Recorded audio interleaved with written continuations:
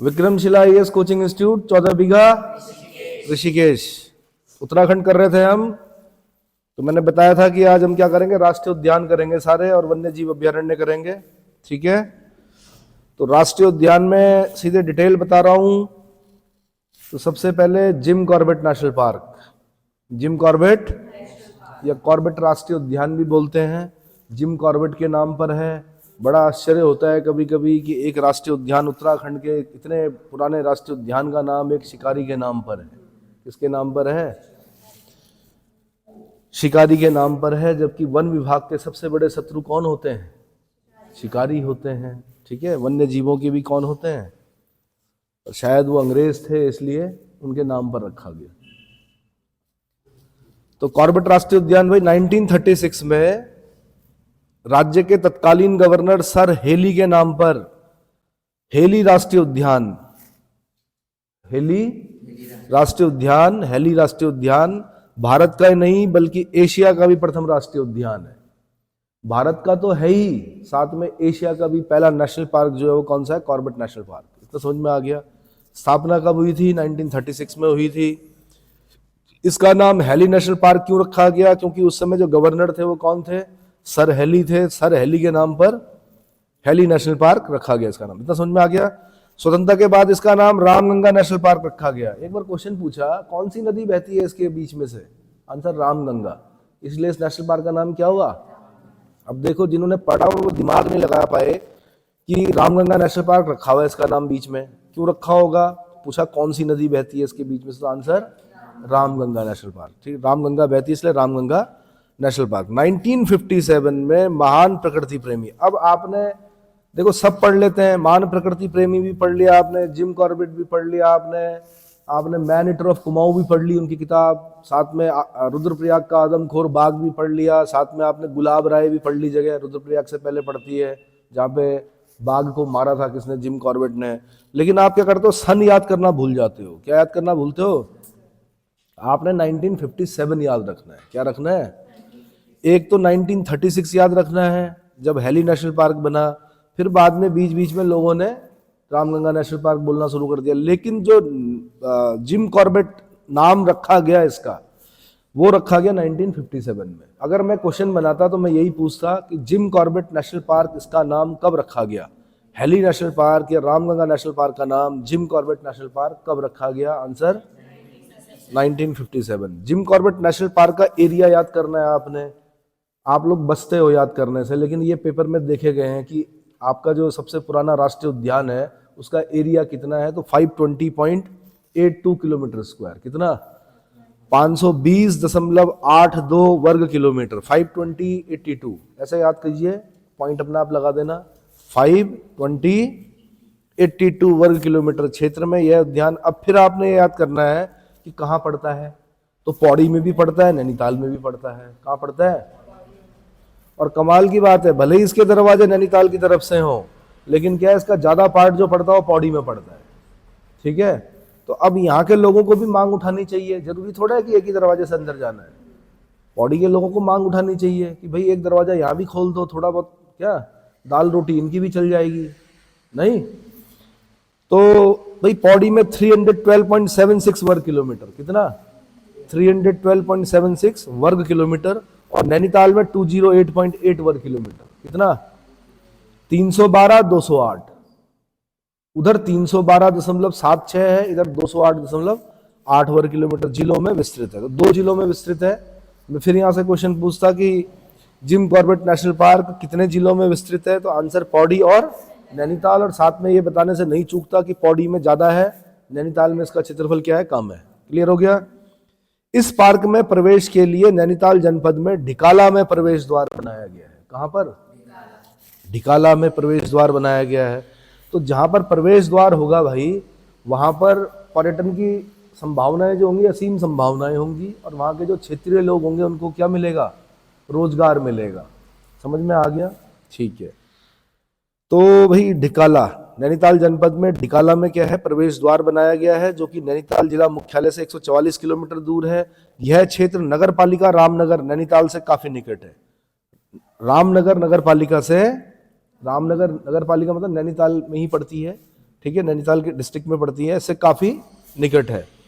इस पार्क के मध्य में पाटली दून स्थित है। किसी बड़े पेपर में ये क्वेश्चन पूछा जा चुका है उत्तराखंड में कि कौन सा दून है, किसमें, जिम कॉर्बेट नेशनल पार्क के बीच में कौन सा दून है? आंसर पाटली दून।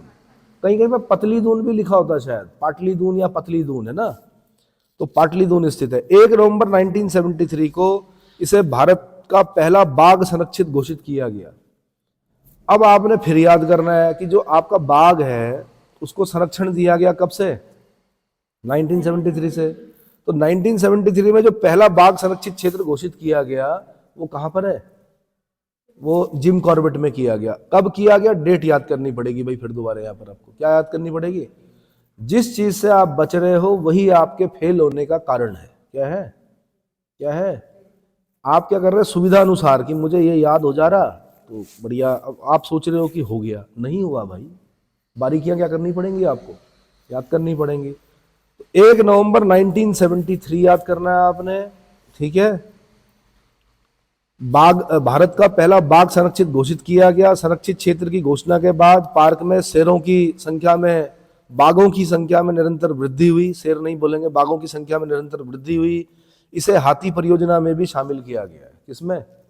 हाथी परियोजना में भी शामिल किया गया। इस पार्क में लगभग 570 पक्षी प्रजाति, 25 सरीसृप प्रजाति, है ना, 75 स्तनधारी जीव, मैमल्स जिनको बोलते हैं। सरीसृप में क्या आते हैं? रेंगने वाले, क्या बोलते हैं उसको इंग्लिश में? रेप्टाइल्स, है ना। आपके 25 सरीसृप प्रजातियां आती हैं, 570 पक्षी प्रजातियां आती हैं, 75 स्तनधारी जीव पाए जाते हैं। मगरमच्छ हो गया, चीतल, सांभर, काखड़, काकड़, बाघ। हम तो काखड़ बोलते हैं, क्या बोलते हैं? काखड़ी बोलते हैं, ठीक है। काखड़, बाघ, हाथी, तेंदुआ, अजगर, हिरन, महाशीर आदि यहाँ के प्रमुख क्या हैं? जीव हैं, ठीक है। मगरमच्छ भी हैं भाई, क्या है? मगरमच्छ। चीतल भी है, सांभर भी है, काखड़ भी है, बाघ, हाथी, तेंदुआ, अजगर, हिरन और महाशीर आदि यहाँ की क्या है? महाशीर क्या होती है? क्या होती है महाशीर? महाशीर क्या होती है? मछली होती है महाशीर, है ना, जो कि डेड बॉडीज को खाती है। क्या करती है? जितनी भी नदियां हैं अगर उसमें महाशीर हैं, इसका मतलब वो नदी जल्दी से पॉल्यूट नहीं होगी। जितनी भी डेड बॉडीज वगैरह बह के आती हैं उनको खाती हैं, ठीक है। बड़ी हष्ट पुष्ट होती हैं। ज्ञातव्य है कि राज्य के सभी उद्यानों में, इसीलिए माछिर को नहीं खाया जाता है, मना करते हैं लोग कि भाई डेड बॉडी खाती है, कहाँ खाना उसे। वैसे जीव जो भी होगा वो कुछ ना कुछ तो खाएगा ही अपना। राज्य के सभी उद्यानों में सर्वाधिक पर्यटक इसी उद्यान में आते हैं। मैं तो कह रहा हूँ पौड़ी की तरफ से भी खोल दो एक दरवाजा, और ज्यादा हो जाएंगे। कुछ लोग क्या करते हैं, इस तरफ इस क्षेत्र में आ रहे हैं माना, अब वो कहेंगे यार नैनीताल जाके फिर ढिकाला से एंट्री करनी है, उससे बढ़िया क्या है, अब टाइम नहीं होता है पर्यटकों के पास आजकल, तो अगर यहाँ से खोल दें तो और ज्यादा पर्यटक हो जाएंगे ना। तो राज्य के सभी उद्यानों में सर्वाधिक पर्यटक इसी उद्यान में आते हैं। इसके बाद क्रमशः राजाजी राष्ट्रीय उद्यान और फूलों की घाटी में जाते हैं। कहाँ? राजाजी राष्ट्रीय उद्यान और फूलों की घाटी में जाते हैं। अब राजाजी राष्ट्रीय उद्यान में तो आप रहते ही हो, आपको पता ही है। गए हो? नहीं गए हो? आपको दिखते रहते हैं, 7 मोड़ पे हाथी भी दिखते होंगे आपको, हिरन भी दिखते होंगे, सब दिखता है ना। ठीक है, चलो जी। तो अप्रैल 2012 में इस पार्क के चारों ओर 500 मीटर के क्षेत्र को साइलेंस जोन घोषित कर दिया गया है। क्या कर दिया गया है? Silence zone. कोई भी मानवीय क्रियाकलाप को मना कर दिया गया है, वरना क्या हो रहा था भाई, डीजे वीजे सब बंद हैं। कोई भी किसी भी प्रकार का आप क्या पटाखे वटाखे ये सब नहीं जलाओगे, वाइल्ड लाइफ को डिस्टर्ब नहीं करोगे। इवन जब आप कभी ऐसे जाते हो वाइल्ड लाइफ की देखने, तो कृपया परफ्यूम, डिओड्रेंट वगैरह ये सब ना लगाया करें। साथ में खाने पीने की चीजें ना ले जाएं, डिस्टर्ब होता है कौन? वाइल्ड लाइफ, है ना। मैं देखता हूँ 7 मोड़ पे रात को अगर 1-2 बजे अगर आप आ रहे हैं तो बहुत बड़ा झुंड होता है, बारहसिंगा ये सब क्या कर रहे होते हैं वहां पे, जैसे चिप्स विप्स के पैकेट होते हैं ना, उनको चाट रहे होते हैं। आप लोगों ने खुद की आदतें तो बिगाड़ी, उनको भी क्या कर दिया आपने। वो बेचारे वहां आए हुए रहते हैं क्या खाने, वो जो बचा खुचा होता है खाने पीने की चीजें वो खाने आते हैं। तो वाइल्ड लाइफ के लिए अच्छा नहीं है ये चीजें। वाइल्ड लाइफ अगर अपने जंगल के संसाधनों पर ही जीवित रहे तो वो ज्यादा बढ़िया है। आपके चने केले इन सब चीजों से अगर वो क्या कर रहा है, अपने आप को पोषित कर रहा है, तो ये प्रकृति के लिए क्या नहीं है, अच्छा नहीं है। कई लोग सड़क पर क्या करते हैं, बंदरों को भी देते हैं, क्या देते हैं, चने देते हैं। ठीक है, धार्मिक दृष्टि से अच्छा होगा, लेकिन प्राकृतिक दृष्टि से अच्छा नहीं माना जाता इसको। इतना समझ में आया। और कई दुर्घटनाएं भी होती हैं इस वजह से कि बंदरों को आपने क्या किया, चने दिए, केले दिए, ठीक है, बंदर क्या करते हैं, भागते हैं, पीछे से कोई टू व्हीलर वाला आ रहा है, वो टकराता है, वो नीचे गिरता है, तो कई दुर्घटनाएं इस क्षेत्र में इसी वजह से होती हैं। तो कृपया ऐसा ना करें, ठीक है। तो भाई 2012 में, अप्रैल 2012 में इस पार्क के चारों ओर 500 मीटर के क्षेत्र को साइलेंस जोन घोषित किया गया है। 2013 से इस पार्क के बाघों की रक्षा हेतु केंद्र की सहायता से 118 सदस्यीय स्पेशल टाइगर प्रोटेक्शन फोर्स, इसको बोलते हैं भाई एसटीपीएफ का गठन किया गया है। आपसे क्वेश्चन पूछ सकता है कि राष्ट्रीय उद्यान जो जिम कॉर्बेट नेशनल पार्क है उसमें एसटीपीएफ का गठन कब किया गया? आंसर 2013 में किया गया। कब किया गया? एसटीपीएफ क्या होता है? स्पेशल टाइगर प्रोटेक्शन फोर्स होता है। क्या होता है? Special tiger protection force. चलो जी, अगला है गोविंद राष्ट्रीय उद्यान। क्या है? तो जैसे आपने जिम कॉर्बेट पढ़ा कि पौड़ी नैनीताल में पड़ता है, सबसे पहले यही पढ़िए गोविंद राष्ट्रीय उद्यान भैया उत्तरकाशी में पड़ता है। कहाँ पड़ता है? उत्तरकाशी में पड़ता है। जनपद जो है इसका क्या है? उत्तरकाशी है। स्थापना कब की गई? 1980 में की गई। अब देखो ना, वो 1936 में हो गया, ये हुआ आज़ादी के बाद, वो आज़ादी से भी पहले का है। ये आज़ादी के बाद का पहला राष्ट्रीय उद्यान जो है वो कौन सा है? गोविंद, मतलब उत्तराखंड में बोल रहा हूँ। वैसे पहले उत्तर प्रदेश में थे हम, और जब उत्तर प्रदेश से अलग हुए तो उत्तर प्रदेश में एक ही नेशनल पार्क रह गया, दुधवा। कौन सा? बाकी सारे नेशनल पार्क कहाँ आ गए? उत्तराखंड में आ गए। वन विभाग को भाई बड़ा क्या हुआ इस चीज से, है ना। तो यह उद्यान उत्तरकाशी जनपद में स्थित है। इसकी स्थापना 1980 में की गई थी। 1980 को खास ध्यान देना है आपने। यह उद्यान 472 वर्ग किलोमीटर क्षेत्रफल में फैला हुआ है। फिर आपने इसका एरिया याद करना है, 472 किलोमीटर स्क्वायर। उसका कितना था? 520.82। इसका है 472। कितना? तो 472 गोविंद, 472 गोविंद, 472 गोविंद। गोविंद नाम भी जपते रहो और साथ में 472 भी याद करते रहो। तो क्या पता ऊपर वाला सुन ले, है ना, कोई बड़ा पेपर निकलवा दे। तो राजाजी राष्ट्रीय उद्यान देहरादून से इस उद्यान का संचालन होता है। भाई कहाँ से होता है? देहरादून से। संचालन कहाँ से होता है? देहरादून से होता है। यहाँ भूरा भालू है। क्या है? भूरा भालू, जो कि इंडेंजर्ड है। भूरे भालुओं की संख्या बहुत कम रह गई है। भूरा भालू है। अच्छा, क्यों? देखो, खाते तो है नहीं हम। मनुष्य खाता है क्या? बाघ खाता है? सिर्फ उसकी खाल के लिए, उसके दांतों के लिए, उसकी हड्डी के लिए। और हाथी में तो कोई ऐसा तत्व है ही नहीं उसके दांतों के अलावा, लेकिन फिर भी हाथी का शिकार होता है। किस लिए? दांतों के लिए, है ना। भालू का शिकार होता है, उसमें तित होता है। क्या होता है? तित। वो बड़ा महंगा बिकता है, कि औषधीय प्रयोजनों के लिए बड़ा काम की चीज होती है। और मुझे नहीं लगता कि भालू की खाल कहीं काम आती होगी, फिर भी लोग मारते हैं भालू को, है ना। हाँ जी, क्या? अब लगा के देखो, तुरंत वन कानून लगेंगे। हाँ, पुराने जमाने में लगाते थे लोग, है ना। जिनके घर में 2 नाली होती थी उनके घर में खाल वाल टंगी होती थी। अब टांग के दिखा दो। वन विभाग को अगर सूचना पड़ गई तो फॉरेस्ट एक्ट लगेंगे, और तुरंत क्या प्रावधान है भाई? आप फॉरेस्ट डिपार्टमेंट से बताओ। नॉन बिलेबल है। चलो, कस्तूरी मृग, चलो एक बार के लिए, कस्तूरी मृग में कुछ नहीं है, लेकिन क्या कस्तूरा है, इस वजह से उसका शिकार होता है। तो कस्तूरी मृग है, भूरा भालू है, हिम तेंदुआ है। ये बड़ा सुंदर होता है हिम तेंदुआ। अगर जीवन में कभी आपको हिम तेंदुआ दिख गया तो समझ लीजिए कि आपने इस पृथ्वी पर कोई एक ऐसी चीज देख ली है जो क्या है? विशिष्ट है। क्या है? हिम तेंदुआ हो गया, भरल हो गया, भरल है यहाँ, थार है, काला भालू है। क्या है? काला भालू है, ट्रेगोपान है, कलीज है, मोनाल है। मोनाल, नवरंगी मोर बोलते हैं इसको। क्या बोलते हैं? मनियाल भी बोलते हैं इसे स्थानीय भाषा में। क्या बोलते हैं? एक बार तो यही क्वेश्चन बना कि क्या खाता है कि मोनाल, तो आलू भी खाता है, कीड़े मकोड़े भी खाता है भाई, है ना। हाँ, मोनाल हो गया, कोकलास हो गया आदि पशु पक्षी मुख्य आकर्षण है। भोजपत्र, देवदार, बांज आदि पर्वतीय वनस्पति यहाँ देखने को मिलती है। इतना समझ में आ गया? 472 गोविंद याद है? 472 गोविंद, ठीक है।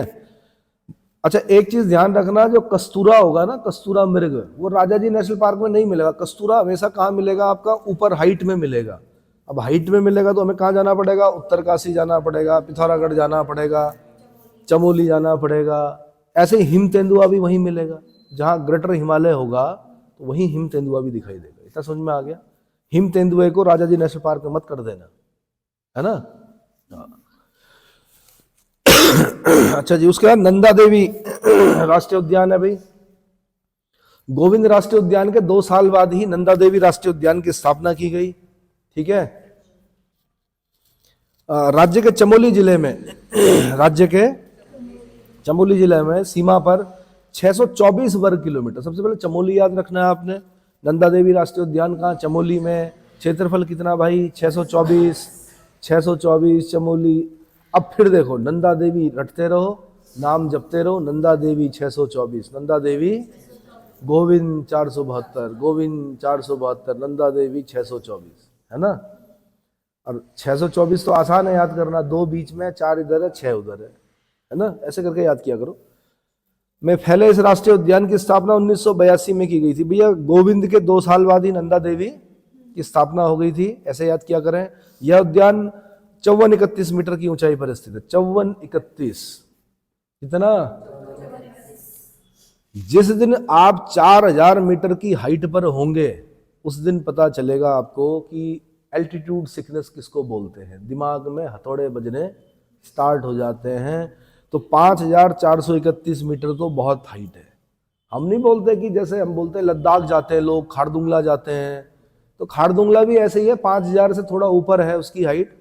उस सड़क पर जैसे पहले तो गाड़ी चलती नहीं, पूरा आप एक्सीलेटर दे दो, उसके बाद अगर आप उतरेंगे ना जैसे ही, तो आपको चक्कर आएंगे, आपको ऐसा लगेगा कि बस अब क्या, एक पैर बढ़ाने में भी दिक्कत होती है।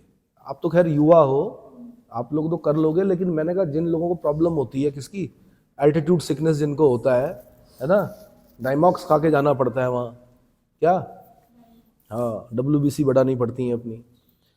चलो, तो 5431 मीटर की ऊंचाई पर है। ये कहानी इसलिए सुनाता हूँ ताकि याद हो जाए आपको। 5431 मीटर की ऊंचाई पर है। इस उद्यान में हिमालयन भालू है, स्नो लेपर्ड है, क्या है, वही हिम तेंदुआ जिसको बोलते हैं, मस्क डियर है, वही कस्तूरा मृग जिसको बोल रहे हैं, ठीक है, मोनाल है, नवरंगी मोर, क्या, नवरंगी मोर, ठीक है, और कस्तूरी मृग, भरल हो गया, आदि पशु पक्षियों का बाहुल्य है। पार्क का मुख्यालय जोशीमठ में है। कहाँ है? मैं यहाँ से क्वेश्चन पूछता कि नंदा देवी राष्ट्रीय उद्यान का मुख्यालय कहाँ है? जोशीमठ में। इसको आपको पता है कि बाद में फिर बायोस्फीयर रिजर्व भी घोषित किया गया। कहा जाता है कि यहाँ पर कोई एक अभियान चल रहा था, गुप्त अभियान, ठीक है, कुछ किया जा रहा था यहाँ पर।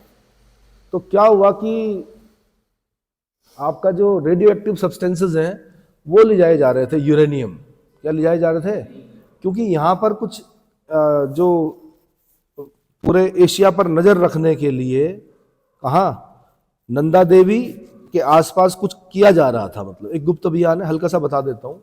तो क्या हुआ कि तब तक एवलांच वगैरह आ गया, जब सेना जा रही थी या जो लोग जा रहे थे उसको लेकर, तब तक क्या हो गया, एवलांच आ गया। तो उन्होंने क्या किया, उसको वहीं पर छोड़ दिया, जो आपका यूरेनियम के वो थे ना, क्योंकि भाई पावर के लिए क्या चाहिए था वहां पर, पावर जनरेट करने के लिए रेडियो एक्टिव सब्सटेंस ले जा रहे थे। क्या ले जा रहे थे? क्योंकि पावर की जरूरत पड़ती वहां पर, तो रेडियो एक्टिव सब्सटेंस ही एक माध्यम था जिसकी वजह से क्या कर सकते थे, पावर जनरेट कर सकते थे।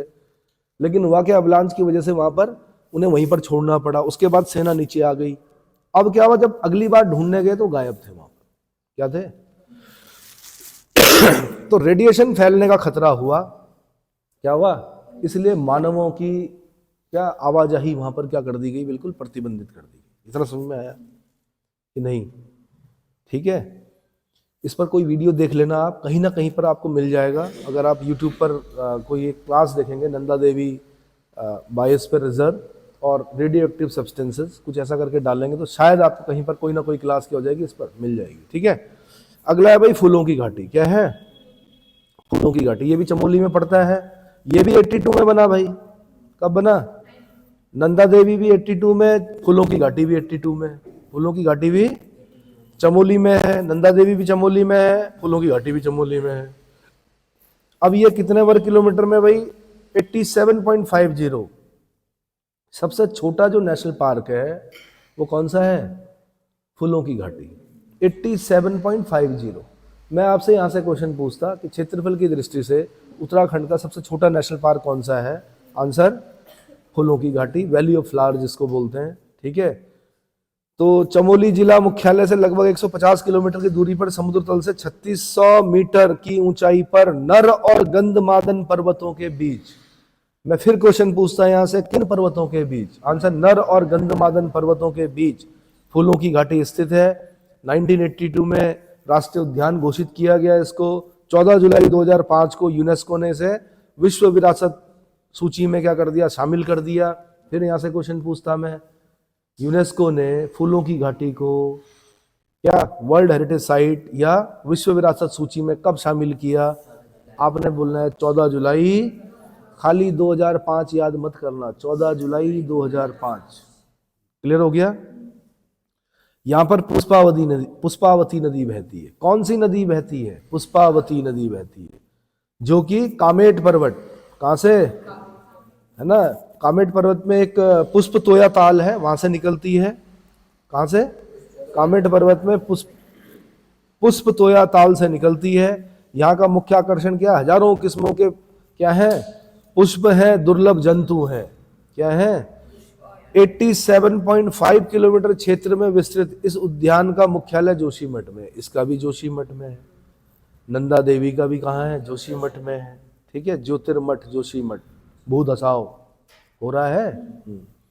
यहाँ अनेक दर्शनीय है, यानी क्या है? पुष्प पद्म है, पुष्कर है, पुष्प प्रिमुला है, नीली पापी है, विस्कंडार है, ब्रह्म कमल है, वत्स नाम है, सालम पंजा है, फेण कमल है, हिम कमल है, तथा अनेक औषधीय पुष्पों यथा जैसे रुद्रदंती, शिव धतूरा, कूट, सोम, रतनजोत, ममीरी, निर्विशी, जटामासी आदि आदि मिलते हैं।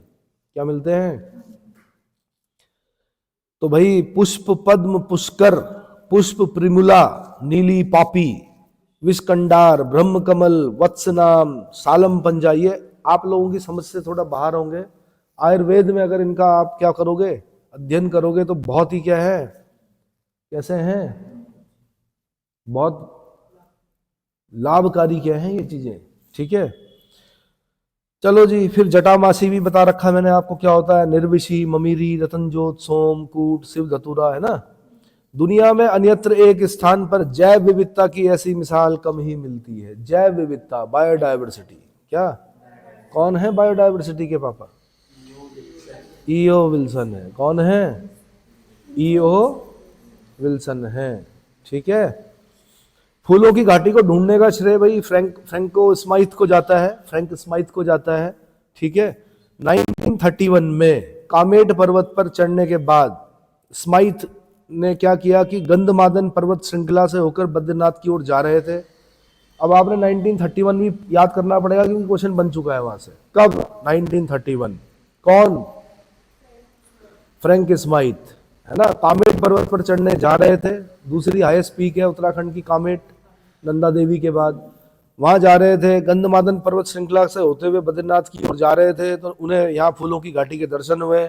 उन्होंने यहाँ व्यापक सर्वेक्षण करके फूलों और वनस्पति प्रजातियों की करीब 2500 किस्में ढूंढ निकाली। कितनी? बायोडायवर्सिटी बोलते हैं, जैव विविधता का मतलब होता है 1 किलोमीटर स्क्वायर में हजारों किस्म के फ्लोरा फौना। क्या?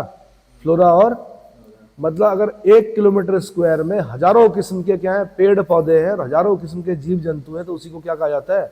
बायोडायवर्सिटी कहा जाता है। जैसे आपको बायोडायवर्सिटी कहाँ दिखाई देगी? 0 डिग्री इक्वेटर पर दिखाई देगी। कहाँ दिखाई देगी?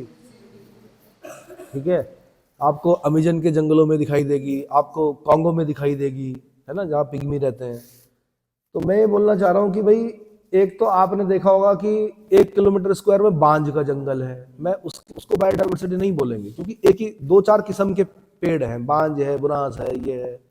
लेकिन 1 किलोमीटर स्क्वायर में अगर 1000 किस्म के पेड़ पौधे और 1000 किस्म के जीव जंतु अगर मिलते हैं तो उसको क्या कहा जाता है? बायोडायवर्सिटी कहा जाता है। इतना समझ में आ गया? तो भाई 2500 किस्म के क्या निकाल डाले इन्होंने? 2500 किस्में ढूंढ निकाली। किसकी? पुष्पों और वनस्पति प्रजातियों की करीब 2500 किस्में ढूंढ निकाली, जिसमें से करीब 250 किस्मों के बीज वो अपने साथ विदेश ले गए। फ्रैंको स्माइथ की पुस्तक द वैली ऑफ फ्लावर, कौन सी पुस्तक? वैली ऑफ फ्लावर प्रकाशित होने पर पूरी दुनिया का ध्यान इस ओर आकर्षित हुआ, है ना।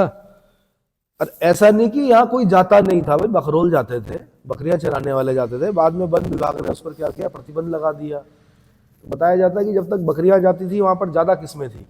क्यों? क्योंकि खाद प्राप्त होती थी उस क्षेत्र को, बकरियों पर कुछ चीजें चिपकते थे, तो क्या होता है कई बार पशु भी क्या करते हैं, वाहक होते हैं किसी चीज के, यानी जो बीज होते हैं एक स्थान से दूसरे स्थान पर, है ना, प्रकृति ने बना रखा है, आपने व्यवस्था कर रखी है पूरी, एक ही जगह पर खत्म हो जाता है वरना प्रजाति। तो जैसे आपने देखा होगा एक कांटे वाला होता है, वो किसी पे चिपक गया, फिर आगे जाके भेड़ आगे गई, उसने क्या किया, अपने आप को झटका, वो बीज वहां पर गिर गया, फिर वहां पर एक पौधा होगा। प्रकृति है ये, है ना। प्रकृति ने कुछ बीजों को पैरासूट दे रखे हैं, जिसको आप भूत की नानी बोलते हैं, बच्चे नहीं बोलते, उड़ता है जो,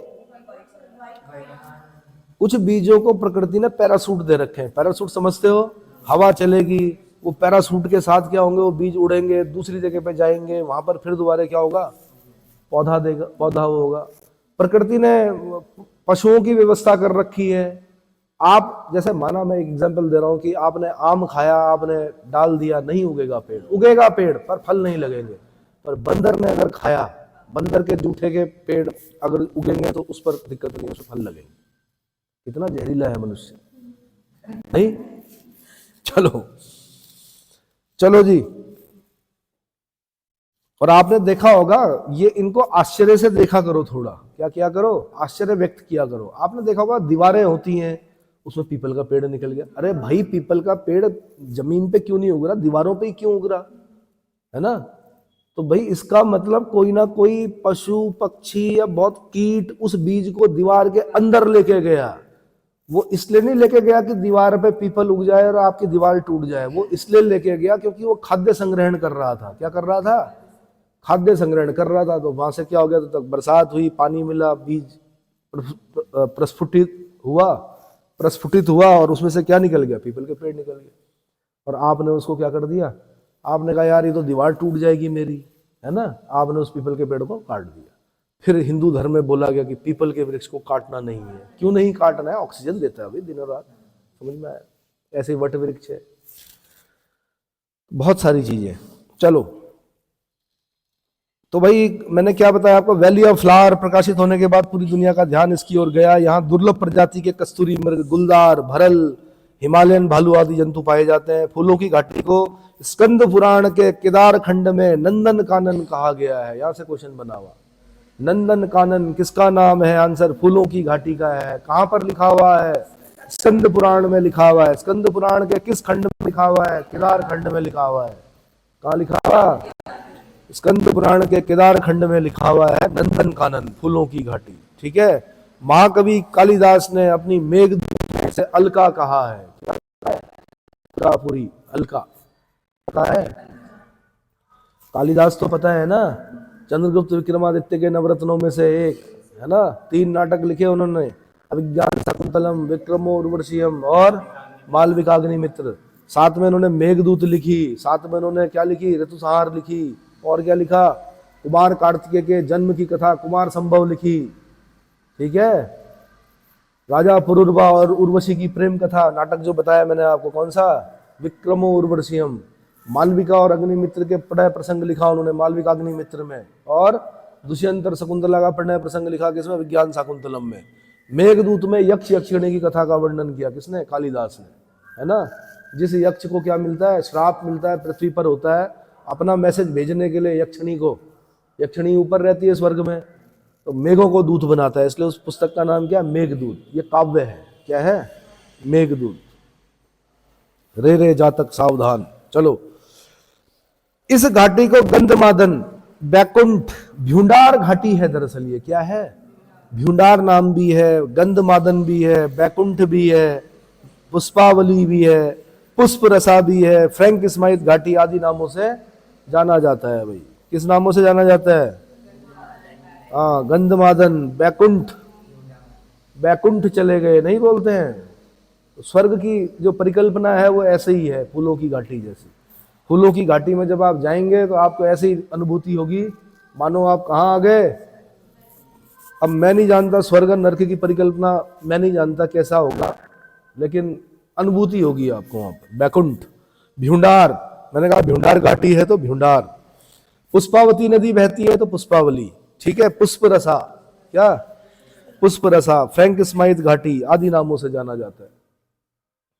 और यहाँ की जो मौरी होगी, मौरी समझते हो, जो मधुमक्खी होगी ना, उसका जो शहद होगा मुझे लगता है अमूल्य होगा। वो क्या होगा, अगर इसके अगल बगल कहीं मधुमक्खी पालन होता होगा या किसी जो गांव के लोग नीचे घांगरिया में, और मधुमक्खी अगर फूलों की घाटी से क्या लेके आती होगी, शहद लेके आती होगी, तो भाई उस शहद के तो क्या बोल रहे हैं, है ना।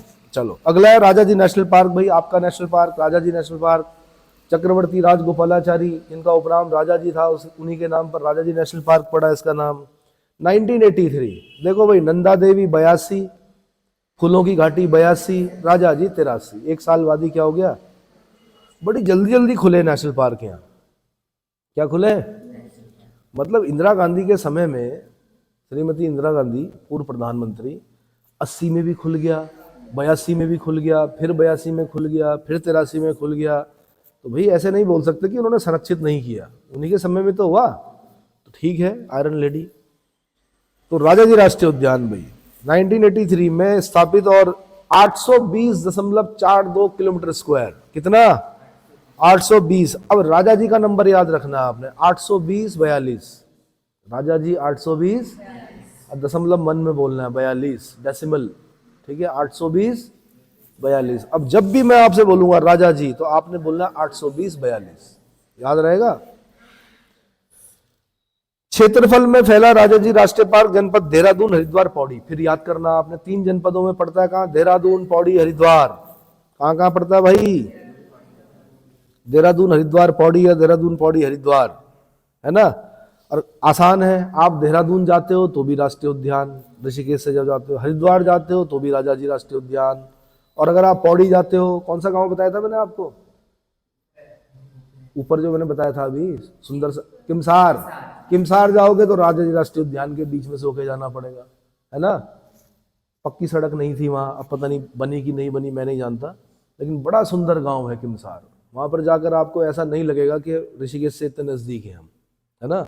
लेकिन क्या है कि सड़क जो है राजा जी के बीच में से होके जाती है, और मैं जितनी बार गया वहाँ, उतनी बार मुझे वाइल्ड लाइफ के दर्शन हुए। क्या हुए, तो ऐसी जगहों पर गाड़ी से उतरकर कृपया बाहर ना जाएं। क्या ना जाए, बाहर ना जाएं गाड़ी के अंदर से, और उनको डिस्टर्ब ना करें, किनको, वाइल्ड लाइफ। चलो जी, तो फिर भाई ये मैंने बता दिया आपको, देहरादून, हरिद्वार, पौड़ी जिलों में फैला है। पार्क में 23 प्रकार के स्तनधारी हाथी मिलता है, और हाथी भी बड़े समझदार हैं यहाँ के। यहाँ के वायलेंट हाथी नहीं है, पर इसका मतलब ये नहीं कि आप उतर के केले खिलाने लग गए, उनको पटक देंगे। वायलेंट नहीं है मतलब टस्कर ना हो अगर, तो उतना वायलेंट नहीं है, क्योंकि अभ्यस्त है वो। क्या है, हाथी हो गया भाई, और क्या, शेर, शेर यार, शेर शेर लिख रहे हैं बार बार, शेर नहीं होना चाहिए यहाँ पे, शेर बबर शेर को बोलते हैं। बाघ होगा, क्या होगा, बाघ होगा, चीतल होगा, टाइगर होगा, नीलगाय होगी, है ना। वन्य प्राणी एवं 313 प्रकार के पक्षी पाए जाते हैं, 313 प्रकार के पक्षी पाए जाते हैं। यहाँ विभिन्न प्रकार की वनस्पतियों में साल मिलता है भाई, 100 साल खड़ा, 100 साल पड़ा, 100 साल सड़ा, साल चौखट बनती है साल की। साल वृक्ष के नीचे ज्ञान प्राप्त हुआ था महावीर स्वामी को, हाँ, महावीर स्वामी को साल वृक्ष के नीचे ज्ञान प्राप्त हुआ था। खैर भैया, कत्था, कत्था, कत्था निकलता है खैर से। क्या निकलता है, शीशम, दरवाजे वरवाजे बनते हैं आपके। झिंगन, खरपट, बाकली, सैन, चीड़, सिरस, रोहिणी, अमलतास, अमलतास के पत्ते, है ना, अमलतास आदि प्रमुख हैं। इनका मुख्यालय कहाँ है, देहरादून में। राजा जी का भी कहाँ है, देहरादून में। अगला है भैया गंगोत्री राष्ट्रीय उद्यान। कौन सा, तो उत्तरकाशी के 2 पढ़ने हैं हमने, एक तो सन 80 का गोविंद राष्ट्रीय उद्यान, एक सन 89 का गंगोत्री राष्ट्रीय उद्यान। गोविंद और गंगोत्री, गोविंद और गंगोत्री भी कहाँ है आपका, होना ही है भाई। जब गंगोत्री यमुनोत्री उत्तरकाशी में, तो गंगोत्री राष्ट्रीय उद्यान भी कहाँ होगा, उत्तरकाशी में होगा। और इसका जो क्षेत्रफल है भाई, वो है 2390 किलोमीटर स्क्वायर। कितना, तो स्थापना में तो स्थापना वर्ष के हिसाब से पढ़ा रहा हूं आपको, लेकिन क्षेत्रफल की दृष्टि से सबसे बड़ा राष्ट्रीय उद्यान कौन सा है? आंसर गंगोत्री राष्ट्रीय उद्यान। किसके किसके दृष्टि से? क्षेत्रफल, एरिया वाइज सबसे बड़ा राष्ट्रीय उद्यान कौन सा है? गंगोत्री राष्ट्रीय उद्यान। एरिया वाइज सबसे छोटा राष्ट्रीय उद्यान है आंसर फूलों की घाटी।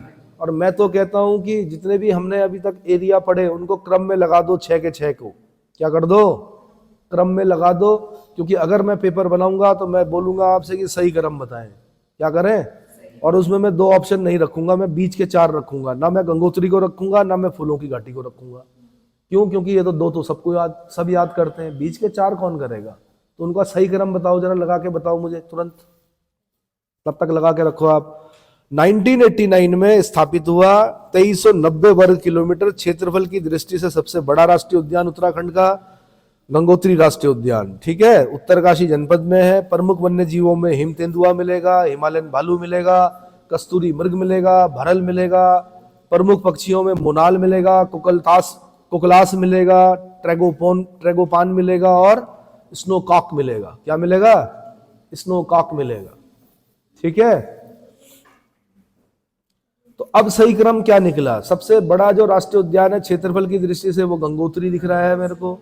दूसरे नंबर पे मेरे को राजा जी नेशनल पार्क दिख रहा है। तीसरे नंबर पे मुझको नंदा देवी राष्ट्रीय उद्यान दिख रहा है। चौथे नंबर पे मेरे को कॉर्बेट राष्ट्रीय उद्यान दिख रहा है। 5वें नंबर पे मेरे को गोविंद राष्ट्रीय उद्यान दिख रहा है। और 6ठे नंबर पे मेरे को फूलों की घाटी दिख रहा है।